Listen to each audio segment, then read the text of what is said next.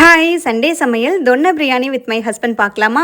நாங்கள் மந்த்லி 1 டைமாவது வீட்டிலேயே பிரியாணி செஞ்சுருவோம். ஏன்னா எவ்வளோ தான் வெளியில் பிரியாணி சாப்பிட்டாலும் வீட்டில் செஞ்சு சாப்பிட்ற அளவுக்கு எங்களுக்கு சாட்டிஸ்ஃபேக்ஷனே ஆகாது. என்னை விட ஹஸ்பண்ட் பிரியாணி சூப்பராக செய்வார்.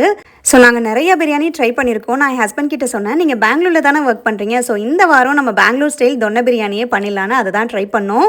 தொன்ன பிரியாணி பண்ணுறது ரொம்பவே சிம்பிளாக தான் இருந்துச்சு, டேஸ்ட்டும் ரொம்ப நல்லா வந்துருந்துச்சு. ஸோ நாங்கள் இன்றைக்கி 3/4 கிலோ மட்டன் 3/4 கிலோ ரைஸில் தான் ட்ரை பண்ணோம். அதுக்கு 2 ஸ்பூன் நெய், 4 ஸ்பூன் ஆயில், பிரியாணி ஸ்பைசஸ், 4 பெரிய வெங்காயம், 2 ஸ்பூன் ஜிஞ்சர் கார்லிக் பேஸ்ட்டு, 3 தக்காளி ஆட் பண்ணிவிட்டு நல்லா வதக்கி விட்டுட்டு, இதுக்கு மெயினான விஷயமே இந்த க்ரீன் சட்னி தான். அதுக்கு 1 கைப்பிடி அளவு புதினா, 1 கைப்பிடி அளவுக்கு மல்லி இலை, அப்புறம் 5 க்ரீன் சில்லி சேர்த்து நல்லா அரைச்சி வச்சுக்கணும். அதுக்கப்புறம் 1 ஸ்பூன் மிளகாத்தூள், 1/2 ஸ்பூன் கரம் மசாலா, 1/2 ஸ்பூன் சீரகத்தூள், 4 ஸ்பூன் பிரியாணி மசாலா ஆட் பண்ணிவிட்டு நல்லா வதக்கிட்டு, அதுக்கப்புறமா மட்டன் ஆல்ரெடி 2 விசில் விட்டு தான் எடுத்து வச்சுருக்கோம், அதையும் வந்து உள்ளே ஆட் பண்ணிக்கணும்.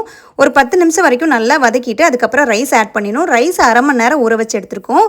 ஒரு 20 மினிட்ஸ் கிட்ட மீடியம் ஃப்ளேமில் வேக விட்டுட்டு அதுக்கப்புறமா தம் போட்டுடலாம். தோசைக்கல் அடியில் வச்சு தம் போட்டு லோ ஃப்ளேமில் ஒரு 20 மினிட்ஸ் வேக விட்டால் சூப்பரான தொன்ன பிரியாணி ரெடி ஆயிரும். பார்க்குறதுக்குமே க்ரீனிஷாக நல்லா வந்துருந்துச்சு. ஃப்ளேவரும் தொன்ன பிரியாணியோட டேஸ்ட் நல்லாவே வந்துருந்துச்சு. இதை வந்து மட்டை இல்லைனா தொன்னையில் சாப்பிட்றது தான் ஸ்பெஷலு. ஸோ அதனால் இன்றைக்கி மட்டை பிளேட் வாங்கிட்டு வந்து ட்ரை பண்ணோம். கண்டிப்பாக நீங்களும் ட்ரை பண்ணி பாருங்கள், டேஸ்ட் ரொம்ப நல்லாயிருக்கும். பாய்.